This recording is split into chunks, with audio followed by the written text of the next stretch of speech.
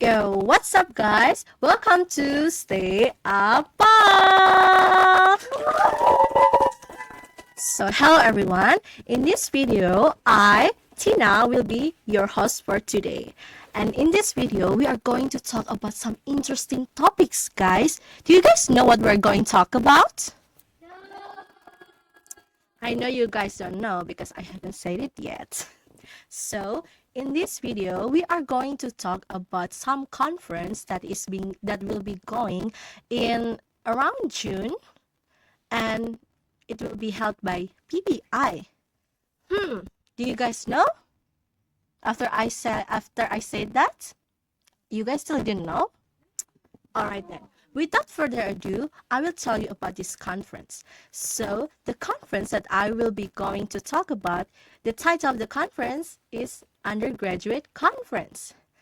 And in this video, I'm not going to talk alone, guys, because I will interview the speaker of the undergraduate conference. So if you guys have any like any questions, or do you guys still feel like what should I do with this, and do you guys if you guys still have a question about what is UC, then don't worry, guys, because in this video you will get the answer of that questions. So guys, our guest stars for today is a senior lecturer of PBI, Sanata Dharma. He's a very great man and he's a very genius man. Without further ado, please welcome Mr. Marcos. Everyone. So, good afternoon, Good sir. afternoon, Tina. How are you today, sir? I'm doing good. You're doing good? Have you had any lunch yet, sir? No, it's okay. Okay. I'm having intermittent fasting anyway. So Oh, okay, sir. So, would you like to please to introduce yourself for Okay, all of so us here? thank you. Well, my name is Marcus Budi Raharjo. I've been teaching for more than 26 years here, Oh, before you were wow. born. That's true though. Right. So, well, since 1999, I started to teach here in the English Education Study Program. That's the undergraduate one. And since 2016, uh, I belong to a group who established the master's program of English education. Oh, wow. Can you tell more about that? So, like the group, like who is the member Well, so the master's program consisted of 6 lecturers previously. Professor Kons, Oh, of course, yes. the The the head the head of the head of the master. program. Pak Barli, you know him. Oh, yes, yes, we know him. Pak Kuswandono, Oh, yeah. Pak Oda, Oh, yes. and previously it was Purno Oh, before miss it now. she resigned because of Because of age. suddenly it's time for her to Yes. resign. Even though it's time for her to resign, but in my opinion, her spirit to teach student is still on fire. Yeah, So even until now, she still teach us. She still teach me and also our friends here. Like, excellent. wow, that's a very great lecturer right there. Yeah. So like, master, master. I'm sorry. Uh, so you said that there's a 6 people that's been like the foundation of creating the master for the PBI. Yeah, so it's been certainly it's almost 10 years. 10 years for Yeah. master degree. Oh, so Mr. Marcos and also everyone that you just said before is like the foundation, like the Foundation, create. exactly. Oh, that's so cool, guys. Oh my god. Okay. It's such a really really fun experience having a lecturer that is so cool, that is also very smart and also very great. So wow. Okay, let's just jump into our topic before, like Sure. what I just said before, that there's probably some students or even master students, something like that, is still quite unfamiliar with undergraduate conference. So can you tell us about what is the meaning of Okay. undergraduate conference? So, well, UC, you call it. You know, Yes. it's been established in the past 12 years. Oh. So this year is the 12th, Yes, the 12th. and it's been done on a regular basis. And the big guy behind this was Pak Barley. Oh, so he's the original. Yeah, It's the origin the origin of undergraduate he conferences. initiated Oh, many things, including this Oh. undergraduate conference. Oh, so he's the one who's behind Yeah, he's undergraduate the big guy conference. The behind big guy. this. Can you conference. also explain to us like what is the reason of this undergraduate conference? Well, you learn in many ways, right? You learn from classes, Yes. and you learn from interacting with each other. And in order to develop your art skills or art knowledge, you get along with each other through classes, like activities like play performance, for example. Yes. So in order to develop your entrepreneurship skills, you have the surface program design, the legendary class with Ibu Lani, you know. Yes, yes, sir. And the UC was initiated because we believe that undergraduate students need to get exposed to scientific community. So in addition to the formal classes like joining the research methods class, research proposal, and then writing a research report writing, something like that, we also need to create a platform that allows students to be developing their scientific skills. But not only that one, because we also learn the students learn to hold a program. Oh yeah. So they set up the program, they learn how to write the proposal, you know, and on top of it, because the fund was usually is not enough, you know, you need to learn how to develop your entrepreneurship skills, how to get the funding from our partners, and to knock the doors of our partners over there. And that is the way that students learn the social skills, social emotional skills, and also the soft skills that are going to be very, very important, that will equip them with enough capabilities to deal with complex issues after they finish their study here. So UC is more like platform, right, sir?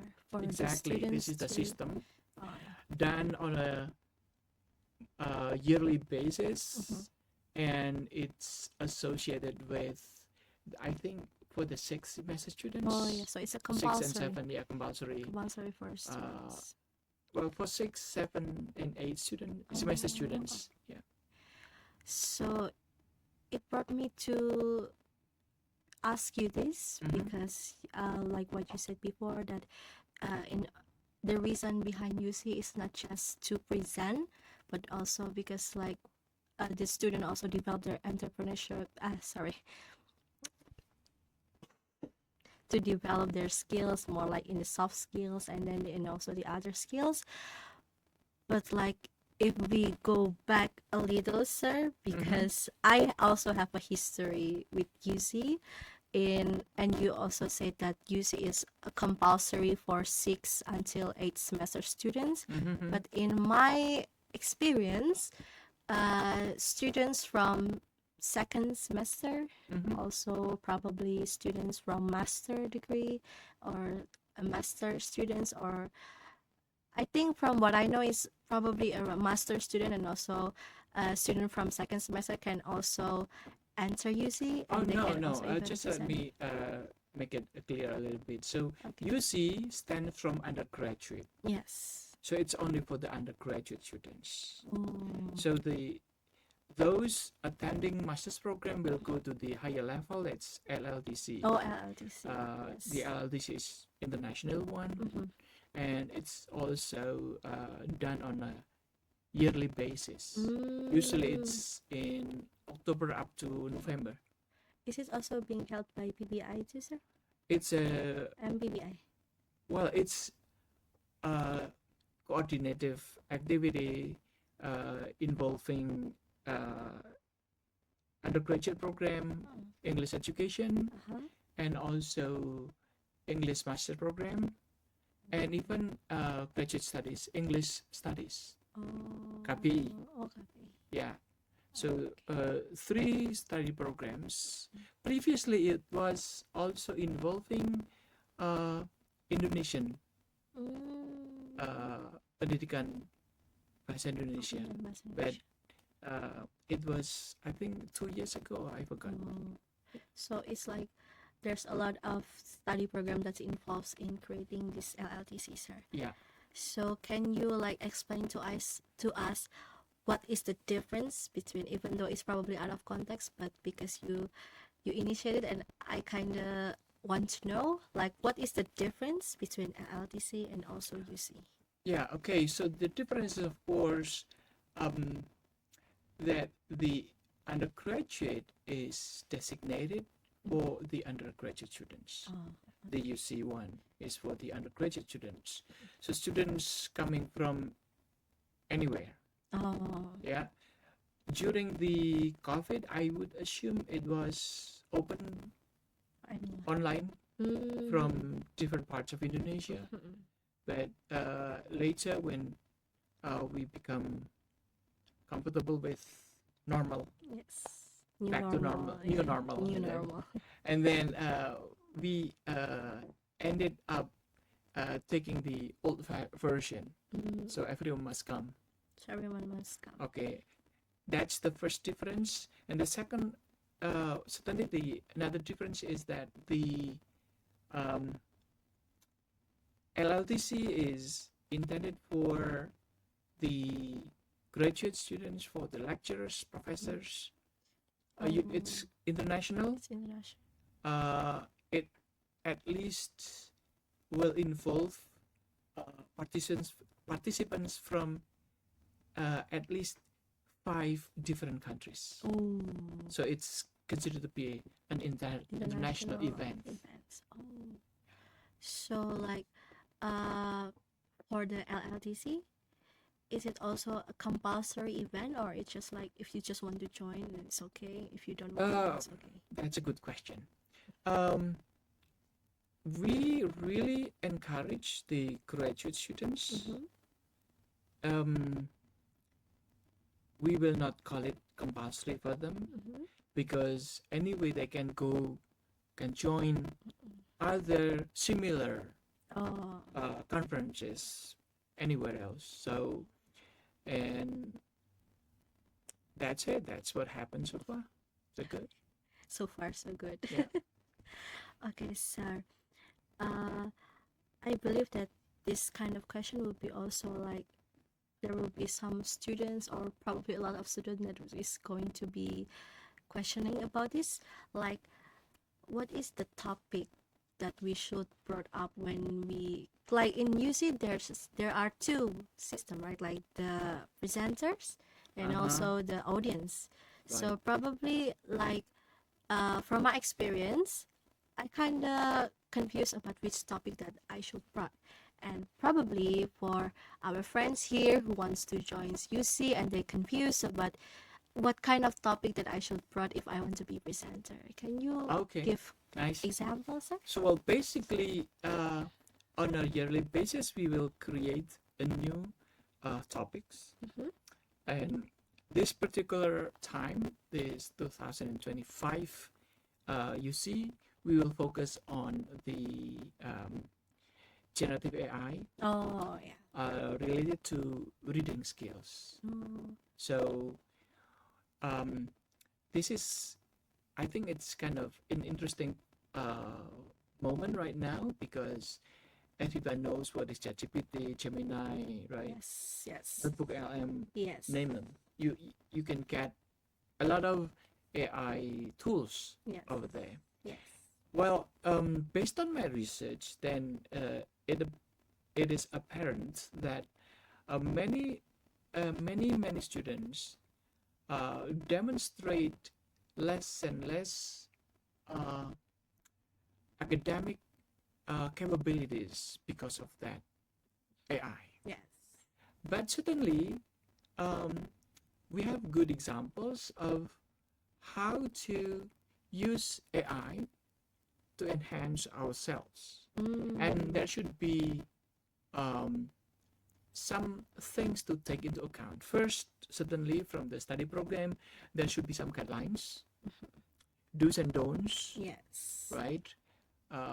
We are not we must be aware that plagiarism is easy, Yes. right? Yes. And we need to learn how to be very careful with that kind of thing, because it can be reducing our critical thinking skills. Yes, you're right. And but certainly, um, I have seen a couple of lecturers who become very creative in utilizing generative AI to support the learning among the students, right? And this is an open kind of open space for everyone to go into, and it's going to be very broad. In to me particularly, because I have seen nowadays books, the audiobooks from YouTube, for example, written by AI, right? I usually spend a couple of minutes every morning and just listen to it, and it opens my mind and keep my mind refreshed all the time. And well, some are so insightful, and usually I will spend a couple of minutes sharing with my students about what I learn, and that's the way I encourage the students um, to be more creative and to be more inventive. So it's going to be constructive only if we really want to investigate how to use it. Yeah. So it can be like, if you want to talk about like how to use AI, how to use AI to enhance our critical thinking, like if they want to have a research like that, right, sir? Because AI certainly have a lot of positive impacts, but of course there are the negative impacts like plagiarism, and also AI can reducing our critical thinking skills. But if we use AI correctly, we can gain a lot of positive impacts from it, right, sir? Yeah, Like, exactly. and not just like enhancing our critical thinking or enhancing our creative thinking, but it can also help us in like in knowing about which kind of students that they use AI, like why they use AI, the reason we can also make a research about that, right? Exactly. Like Yeah. the reason why they use it, why they just copy paste AI, why they rate the answer from AI and then generate. That's true. Yes. Yes. Those are the areas that are still open for investigation. I Yes. do agree with that.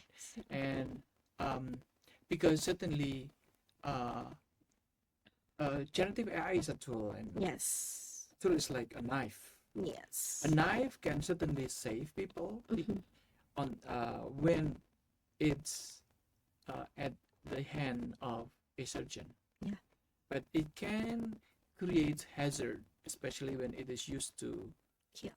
kill somebody or to murder. And Yes. so it's open-ended, but we need to learn how to keep learning all the time on how to use it more wisely, Yes. more constructively. Yes. So I think that's it, guys. Like, just like what Mr. Marcus said, AI is like a knife, and it's also open-ended. You guys probably can search about how to use AI effectively, how to not use AI, or how AI construct our knowledge, how AI can help build our knowledge or something like that. That is, Yeah, usually I really have these three simple steps. Oh, what is it, sir? The first one is, of course, to really capture meaningful chunks of information. Okay, first, engage in meaningful chunks of information. Second, you need to structure the individual chunks.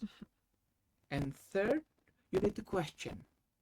So, as an illustration, when you study history, for example, so the War of Diponegoro, 1825 to 1830, 5 years, right? Yes. And we learned that one of the reasons why he failed to reach the goal of removing, of ousting, or kicking out the Dutch, because he had a lot of enemies, including the kingdom from Yogyakarta. Oh.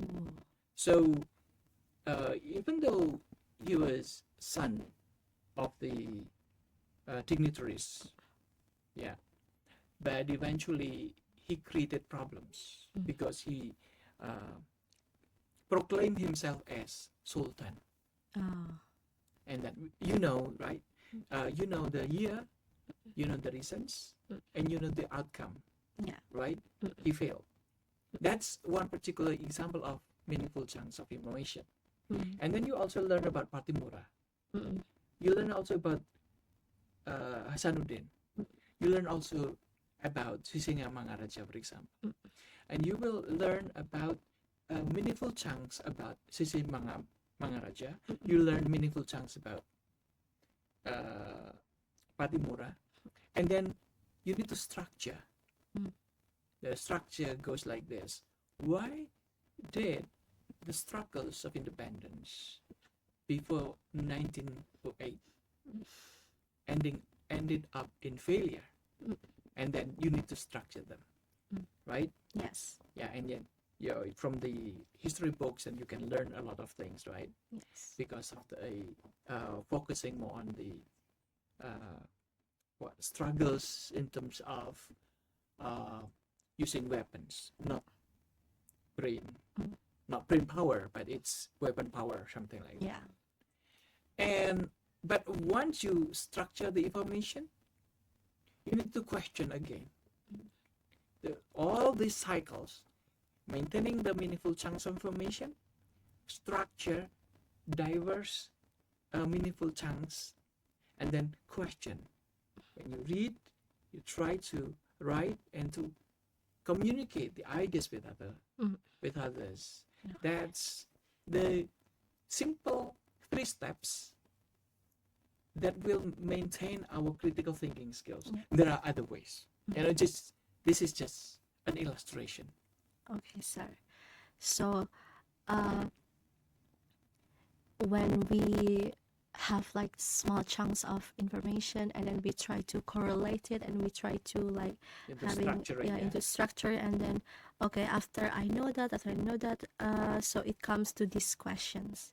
You need to question about the validity that your structure might be wrong, not true, especially when you add more references, you read more, and you hear more from others, and then it's going to be that dynamic, and that's how the critical thinking skills take place.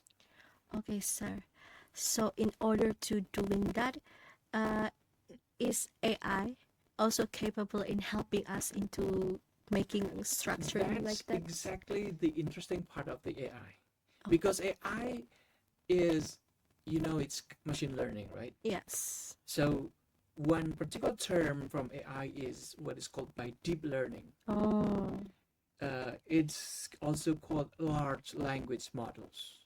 So millions of books put into the system, and then the machine starts to organize, and start to understand the structure.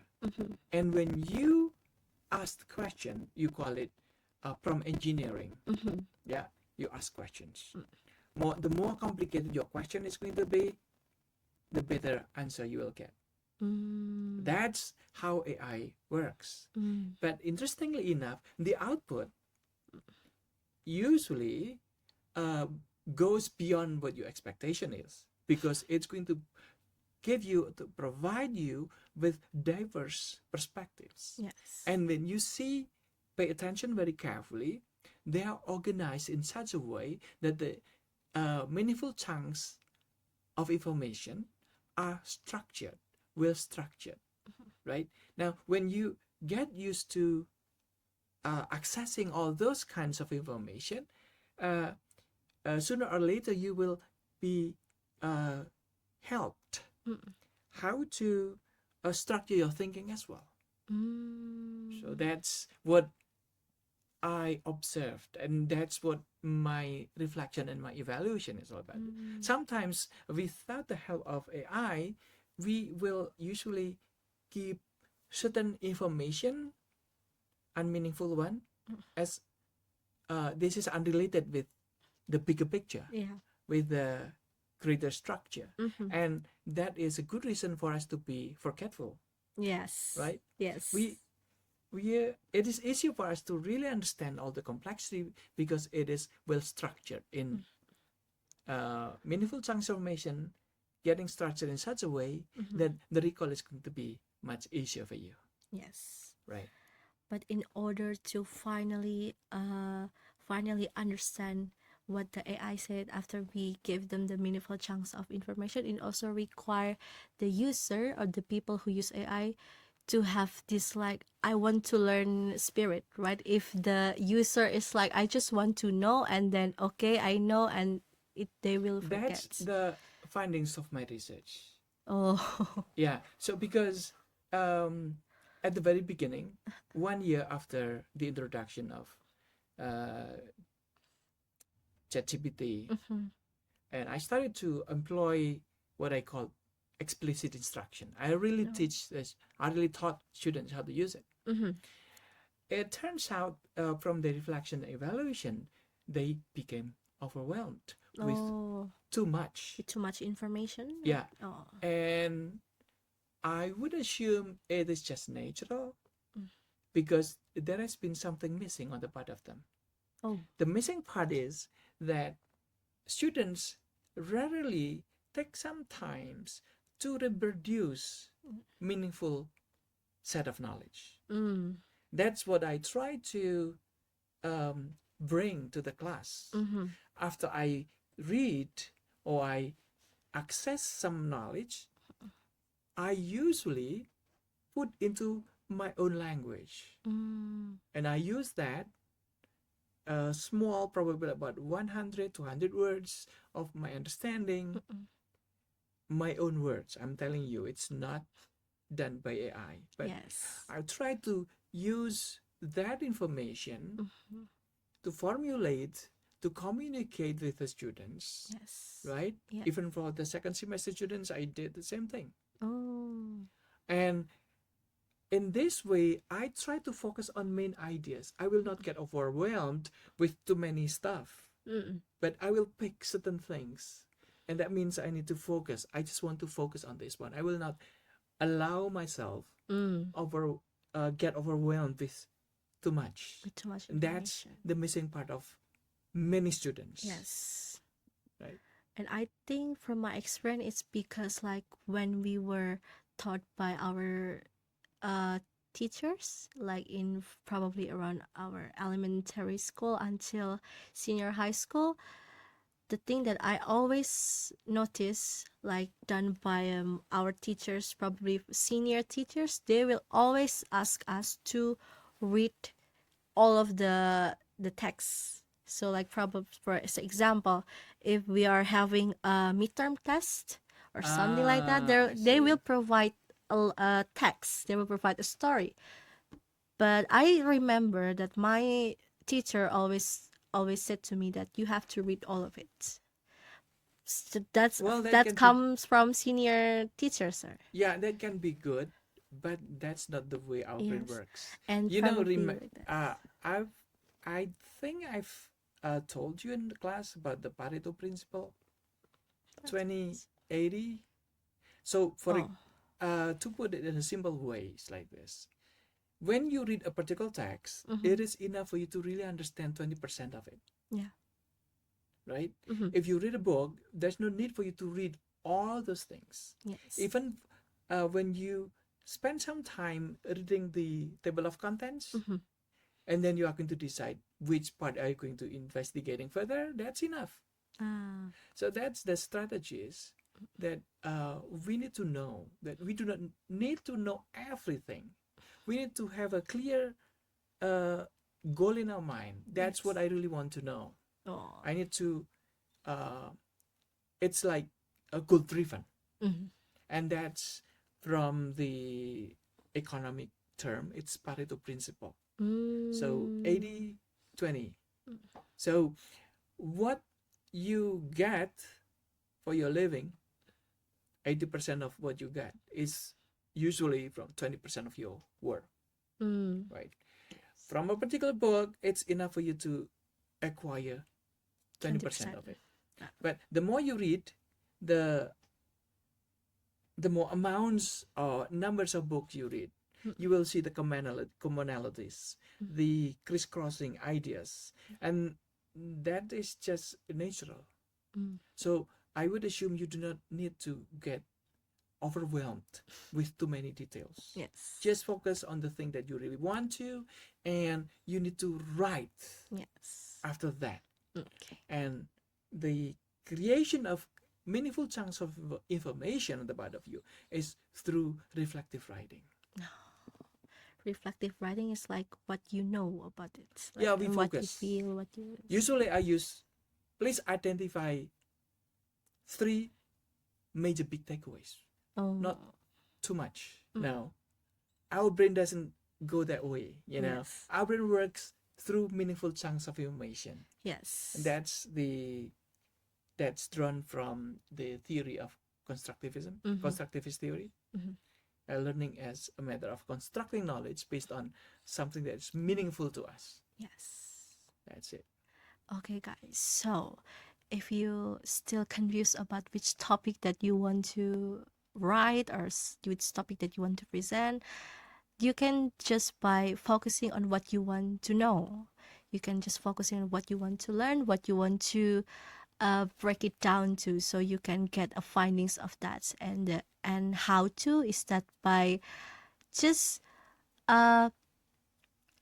like read not lots of book, but if you want to read a lot of book, just acquire 20% of each books, because if you read too much, then you get overwhelmed and then you forget everything that you just read. So just focus on which topic that you want to focus on, you want to learn, you want to break it down, and then try to acquire 20% of each book that you read and just write it. Right, sir? That's enough. Yeah. Just write it. Yeah. So reading without thinking over and without reproducing it, it's nonsense. Nonsense. And on top of it, I really encourage you to really take your time, get to the old-fashioned one, writing with hands. using your hands. Yes. It's going to be much closer. Yes. That's how our brain works. Yes. Because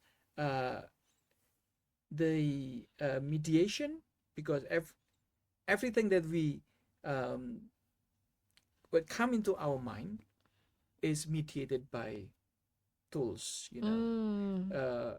Using cell phone is a bit much deeper, but using paper and pen, it's get closer to you. Yes.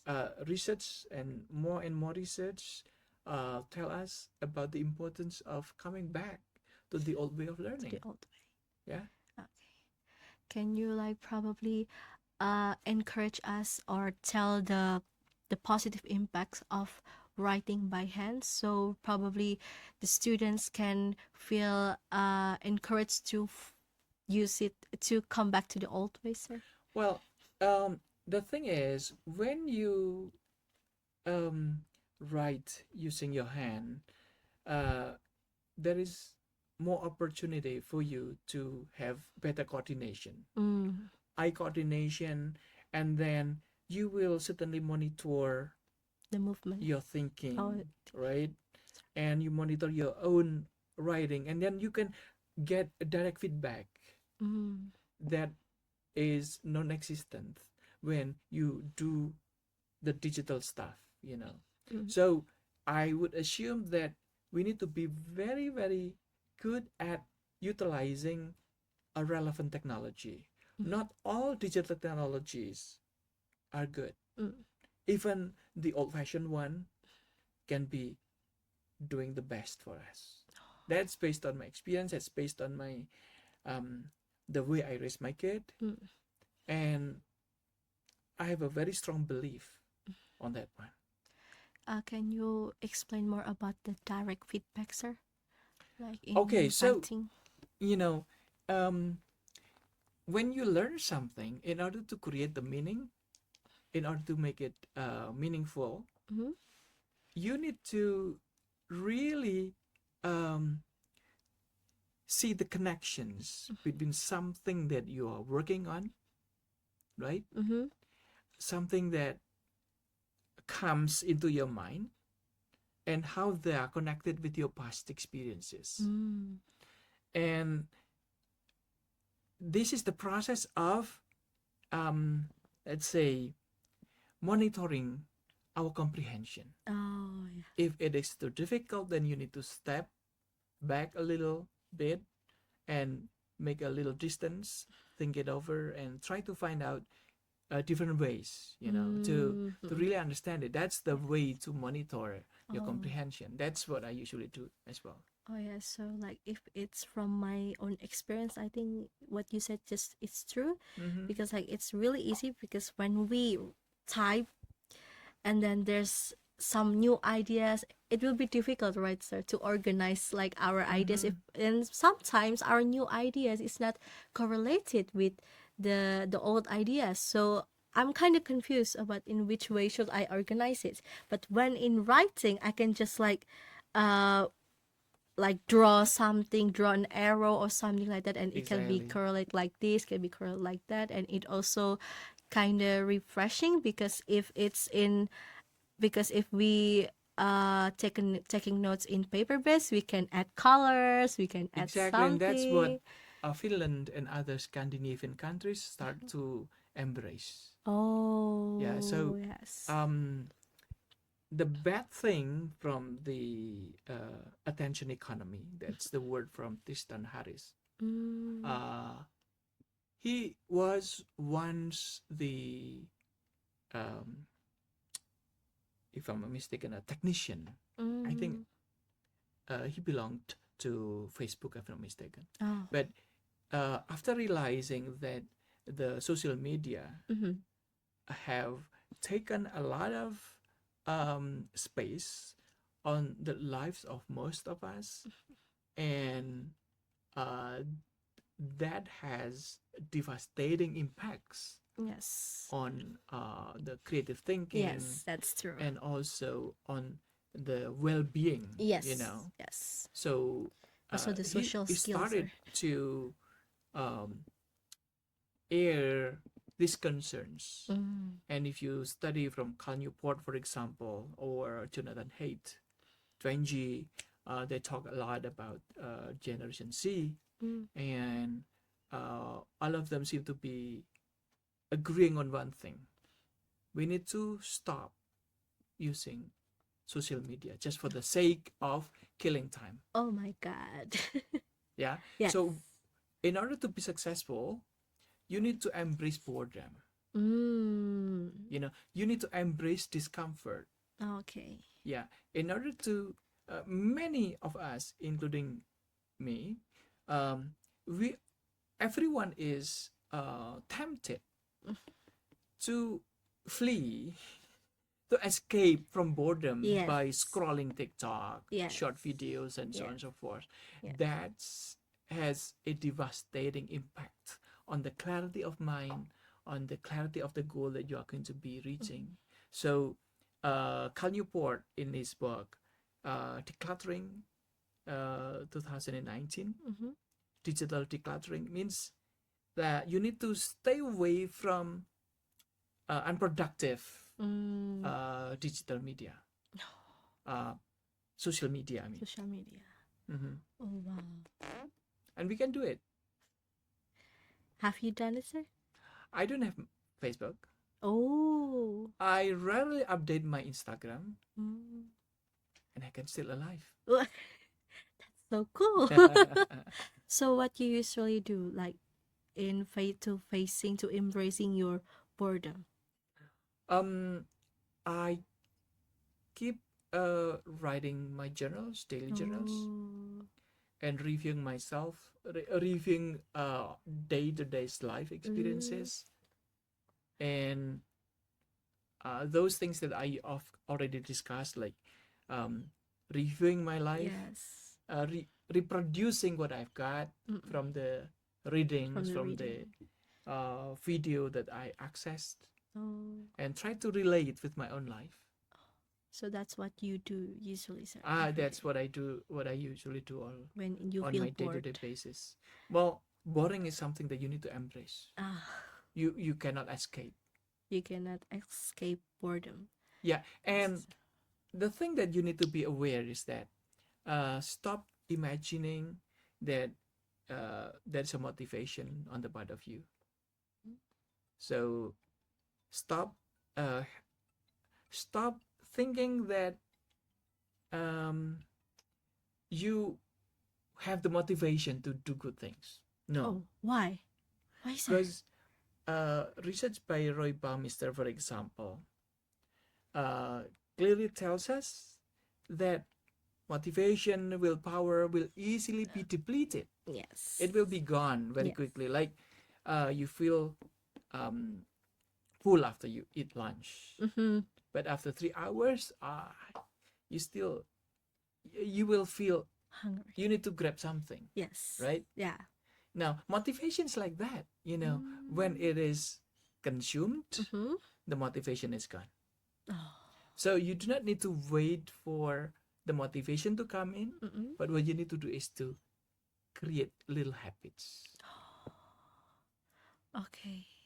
So that's another thing, Yeah. You need to create little habits, start to Mm-hmm. write. You say, for example, I want to write 50 words before I sleep. Mm. Do it. Okay. You know, I call it, for example, I will call it, uh, I forgot the term, but anyway, but um, it's going to be writing without stopping. Oh. Yeah, writing something without judging whether what you are now writing is good or bad. Just keep Just writing. writing. Just keep writing. Yeah. Writing and writing. Yeah. Just like Dory said, keep swimming, keep swimming. With this, keep Yeah. writing, keep writing. Just exactly like that. That's will create the habits on the part of you. Oh. The habits will make you better and better. Mm-hmm. So it happens with your study, it happens with your interaction, with Yes. your relationship with other people. Yes. Yeah, just come and join the activity. Mm. Yeah. I actually like nowadays I try to write what I feel Mm-hmm. because it's a bit difficult for me to kind of like know to understand what are my feelings. So in order for me to try to understand that, I just write what I felt. That's And it helps exactly. me to articulate it better. Yeah, that's like when. Are you familiar with a dipsych? Yes. Yeah, dipsych. It's made of China, Yeah. made in China. Yes. Right. So the process of dipsych is like this one. The thinking process is expressed. Mm-hmm. You are asking about this issue, right? If you ask me so, then I'm about to address this point. Another point that is of possible or urgent to talk about might be like this. Mm-hmm. And then eventually, after gathering the data, Mm-hmm. and it will have a new output. which is more Mm. enlightened. So it's like uh, you have like two brains within you. You know, like Oh. you talk to yourself, Yes. self-talk. You Yeah, know, self-talk. yeah. So self-talk using daily journaling is of great value because you eventually learn better about who you are, Yes. your intention is, Yes. and then when you have a better understanding about yourself, then it's easier for you to really develop the compassion with Mm. other people. Mm-hmm. And even when you do something wrong and somebody's told you about that one, it is very likely that you will not get too defensive. Oh, yes. So you are opened Mm-hmm. and you're willing to listen to To input others. from others, even when the feedback could be a bit harsh or a Yeah. bit uneasy or Yes. something that makes you a little bit hurt. But because you get yourself um, accustomed to listening to the two heads within you through journaling, Sure. then it's easier for you to be more adaptive, more resilient. Uh, Mm. uh, that's my theory. but Actually. but thank you so much for sharing your insight about this, sir, because I believe that there are probably some people out there, our friends, our students, who will also probably feel a bit confused about how to handle their self. Exactly. Yeah, because That's the best. That's one of the toughest challenges amongst the Gen Z. yes, sir.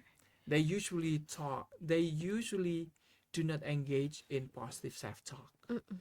They engage in negative self-talk. Yes, That's the problem. yes, and that's why, like what you just said, that we just cut off ourselves from social media. Hopefully, you can. I hopefully I can. But nowadays, I use social media. It's just because I like memes. Ah, Yeah, yeah, yeah. I never use social media to like to search for quotes or something like that, because I realized that quotes is not related to my life, Uh huh. because my life is different than quotes. Like there's these things that goings around in, you can say, real or in TikTok, these terms about standard TikTok. Have you Ah, heard of that? no. I'm sorry. Okay. I'm not in that area. But it's a quite interesting part then, that I think that you can, if you have time, you can research on that, because if psychologically, because it's really really funny on how people test other people just based on standard TikTok. Oh, I Yes, okay, see. guys. So I just gave you a topic for you guys if you want to do some research about. That can be it. It's a quite interesting story, sir, because I haven't found it in our friends, in my Uh friends, huh. but I found it a lot in TikTok, and not TikTok, in Reels. It's a Oh, good, reals. I yes, see. it's a good topic to be Yeah, searched. I think it's related to micro learning. Oh, Yeah, but I don't have that well, necessarily positive perspective on it. You know, yes, me probably it too, has sir. some value. I do not know, but I didn't do enough to investigate the value of it.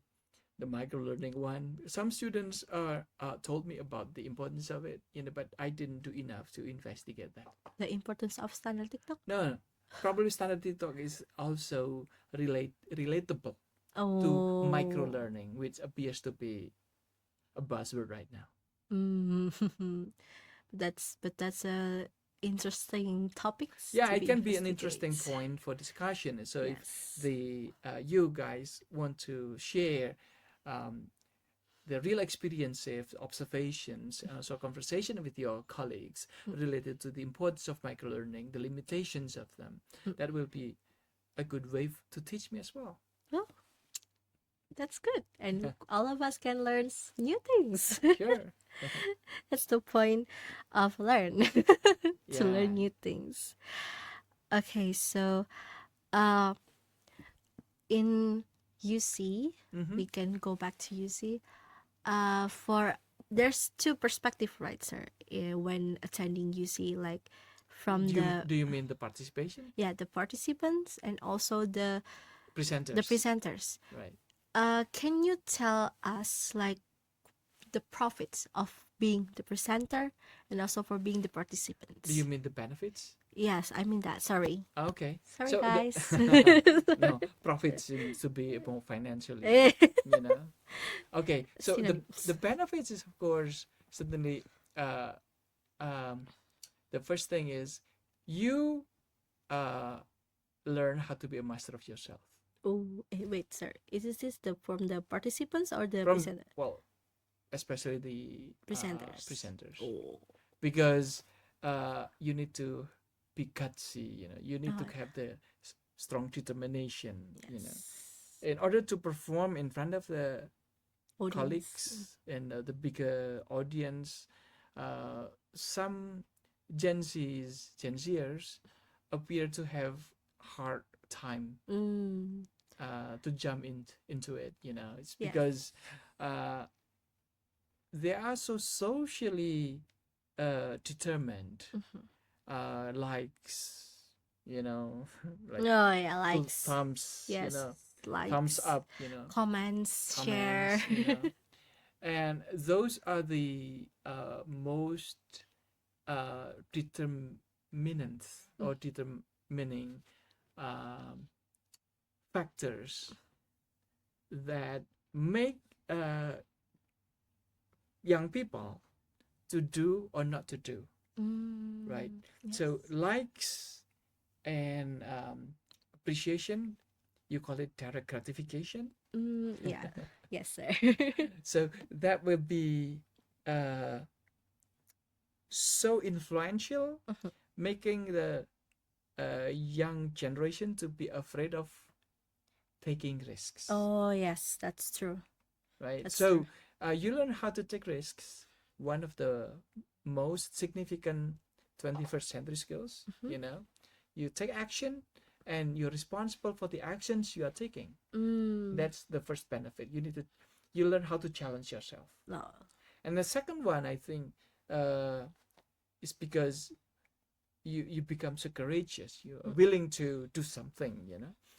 You will expand your horizon, because suddenly you need to read more, and you need to practice more. You will not be able to present without real rehearsals. Yes. You practice over and over and over again to reach some kind of automaticity to speak up. Yes. That's a real hard work. Oh, yeah. Right. So, well, there are more benefits anyway, but let me just mention two things. First, of course, to engage in risk-taking strategies, and the second one is to open up your horizons. Okay, sir. And also, like, in order to present, like, of course, the benefits is like, uh, we can have, we can be confident, we can be courageous, and also we gain skill that, okay, I will responsible for the risks. I will responsible because I already signed to UC. Okay, and my question is, after we already have that, that's the benefits. But and of course we already researched enough. We have the paper, we have the full paper, we have the knowledge, we have the materials, and also we have the theory and something like that.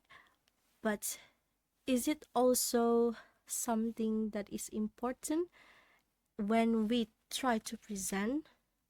Yeah. Wait, sir. That's the My point. question is not. Oh, is okay. not Go ahead. Sorry to interrupt anyway. Sorry. So, like, we have done a lot in preparing to present. But in order for us to be heard, in order for us to be for everyone, like the colleagues or the audience there, to understand what our research is and the findings, is it a speaking skills or public speaking skills is also important for it, sir? Yeah, so that's the point. Because once again, as I told you earlier, rehearsal or practice over and over again. will be the key. No. Yeah. So practice is certainly the thing that you need to be engaging, Yes. and this is also a willingness to show your vulnerability. And this is not easy because especially uh, I realized when I was a student, because I usually have a lot of questions, and then during the presentation, and they will say later Oh, you're yeah. not allowed to ask Yes. questions, right? Yes. Yes, sir. Yes. Now Yes. that's because most students prefer not to get exposed, Mm-mm. especially related to their vulnerability. Yes. As I told you earlier, it is the greatest time for us to really embrace the discomfort, Mm-hmm. including opening up our vulnerability. Yeah. So, um, being active in expressing ideas, practicing over and over again, it means that you need to get yourself Uncomfortable. subject to attack, Oh. and you need to be comfortable with that. You Mm. know, only because you try hard, only because you practice more and more, and you will get used to um, Possible attack. getting capability. You know, you become more skillful Mm. to deal with complex challenges, That's right? true. So so do you think that for those people, like, we all of us know that Mr. Marcus is a lecturer, Mm-hmm. and I believe that you have found a lot of information regarding to Gen Z's being like, if from my observation in my class or in other class, the things that I notice is when people having a presentation, and when the Q&A session is up there, there's no one who wants to ask. And when I try to when I try to like understand why this such thing is happening, most of the answers that I got is because they are afraid if the others also ask them Uh-huh. like something like that. Reciprocality. Yes. Yeah, so it's kind of rule of reciprocality. Nah, that's Yeah, so uh it's a bit challenging probably it is. for those people, It is. and it's also a bit challenging for me personally, because I'm the one who likes to question.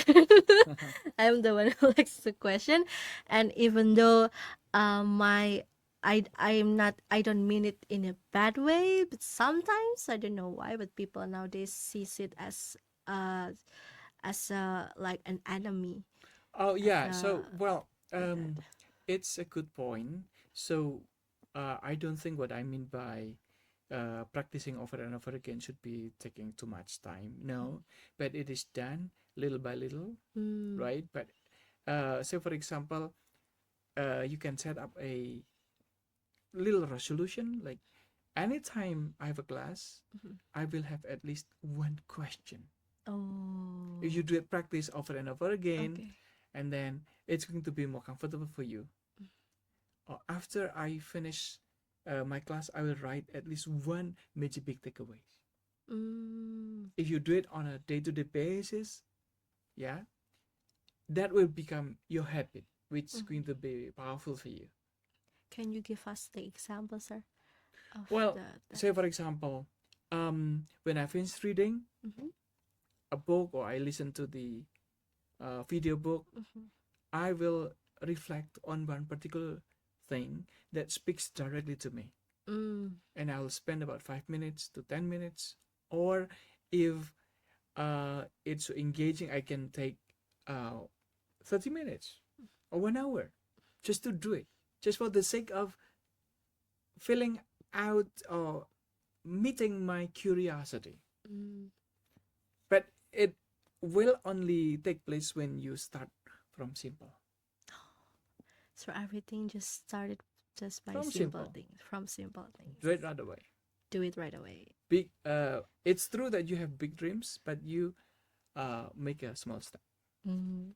make a small step in order to have that big dreams. Yeah, well, the big dream is out there, probably about 3-4 years to come. Yes. But in order to reach that level, you need to be consistent with the little things that Oh, appear in front of you. okay, sir. So I think it's kind of interesting about Consistency, consistency, that's true. because I believe there will be some people out there, some student out there who is kind of difficult about being consistent. Can you give us some tips about how to be consistent? Okay, well, start small. Start small. There is a strategy called stacking. Um, if I'm not mistaken, James Clear wrote about the atomic habits. Oh yeah. Yeah, so stacking is, for example, I want to do a little push up Mm-hmm. before I take a shower. 10 push up before uh, Shower. I take a shower. Oh, Yeah. okay. Or when I stir my coffee in the morning, I will memorize 1 or 2 new vocabulary. Oh, okay, As okay. simple as that. As simple as that. Yeah. Oh, okay. Thank you so much, sir. Mm-hmm. Okay, so uh, first of all, I want to thank you for every insight that you gave us. It's a really meaningful. I've been enjoying our talks for today.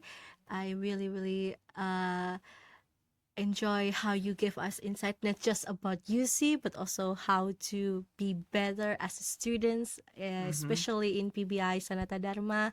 And also, guys, just like what Mr. Marcus say, just focus on what you want to learn, and then try to read books, but don't read all of it. Just acquire the 20% of it, and It's then fine. That's just true.